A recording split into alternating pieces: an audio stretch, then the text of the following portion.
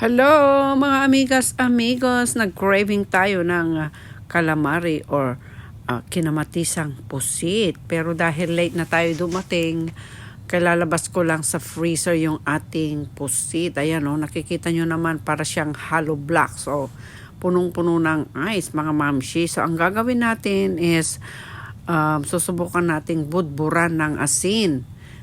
Parang ice na rin sa labas or snow na kapag nilagyan mo ng asin ay matutunaw mga mamshi. So ayan, susubukan natin at ibababad natin siya ng 30 minutes na walang tubig mga mamshi. Yan ang tatandaan natin pag nilagyan natin, kailangan walang tubig. So ayan, para magiging fresh pa rin yung itsura ng ating pusit.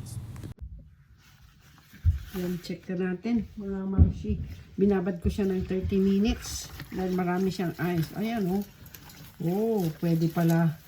Kasi di ba yung asin pag nilalagyan mo dun sa kalsada is natutunaw po yung mga ice o snow. So ibig sabihin, pwede din pala sa pagkain. Ayan oh. Yan, para hindi natin ibabad sa tubig para hindi masira yung lasa. Oh, effective. Yan, mga mamshi. Ayan o, nagkahiwa-hiwalay na yung ating pusit na galing freezer. Binabad ko siya ng madaming asin ng 30 minutes. Ayan. Siyempre, huhugasan natin para hindi naman siya super alat pag niluto natin. Ayan. So, ayan. Hugasan na natin mga mamshi. Hugasan natin.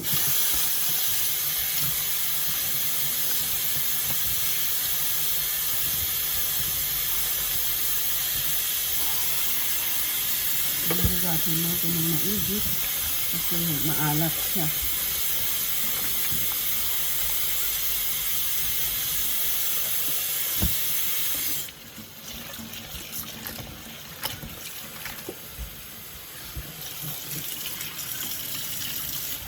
Yan, tulog-tulog din dyan mga mamshi. Hindi ko na dito sa ating lababo. Ayan, palang technique mga amigas, amigos. Kahit pala sa karne, pwede. Next time, subukan din natin sa karne o isda, manok. Siyempre, mamaya sabunin natin yung ating lababo. Malinis po yung ating lababo, mga mamshit. Lagi ko itong hinugasan, sinasabon. Ayan.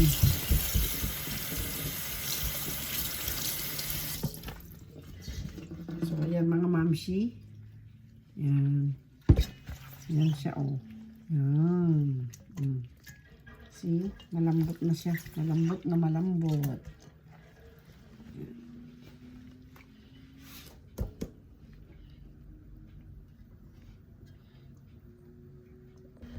Ayan, oh. Tingnan yung mga mamshi.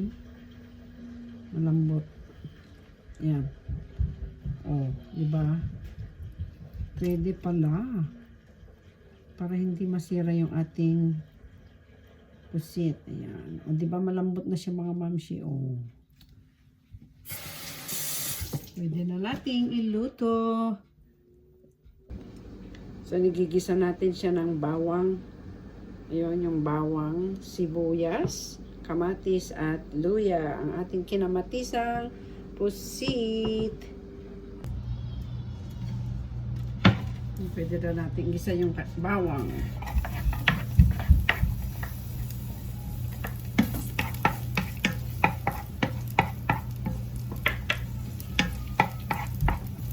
Pwede na rin natin yung ating luya.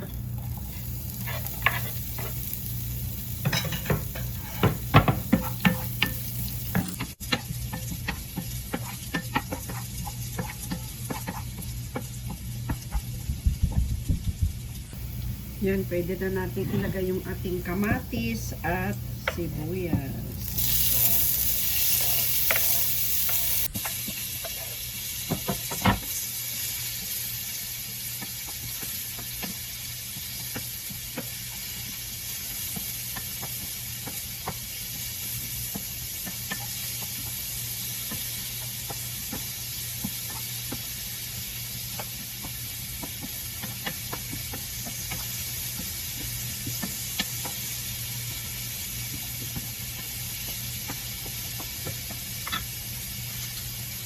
Lagyan na rin natin ang pampalasa. Ang sarap. Black pepper. Onion at garlic powder. Ayan. Ayan natin. Lagyan natin siya ng oyster sauce. Ayan.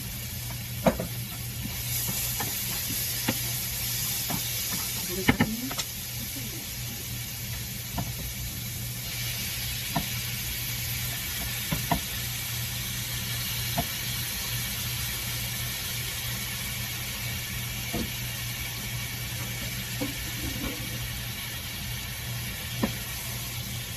Yung katamtamang size ko ito ng pusit, kaya hindi ko na po siya hiniwa-hiwa mga mamsi. Dahil mag-iiba naman ang size, ililiit pa siya pag naluto. Para hindi naman siya gaano maliliit pagka hiniwa-hiwa ko pa.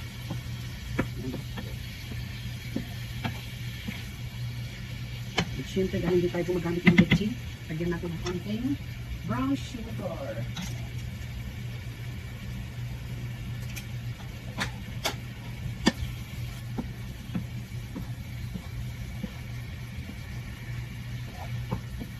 Hindi na natin lalagyan ng tubig mga amigas, mga mamshi, dahil magtutubig po yung ating pusit. Ayan. So, panunan natin. Ayan.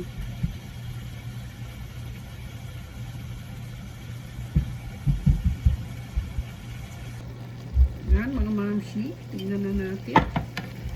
Halo-haloin.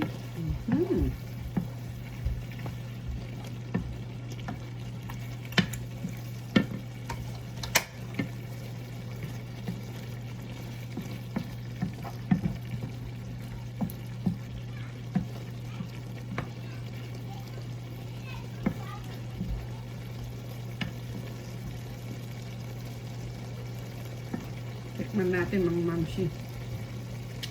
Lagyan natin ng konting asin.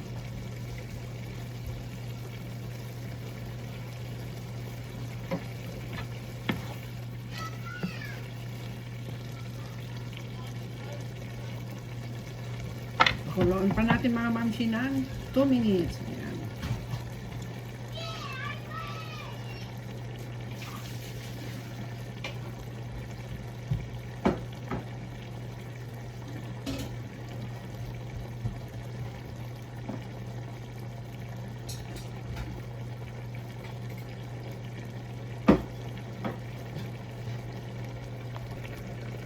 So, ayan mga mamshi. Ayan, siyempre, ayan, pwede na. At ilagay na rin ating sili. Hindi nawawala ang sili. Ayan. Pwede na tayong kumain, mga mamshi. Ayan, luto na yung ating kinamatisang pusit. Ayan yung ating kinamatisang pusit. Pwede na tayong kumain mga mamshi, mga amigas.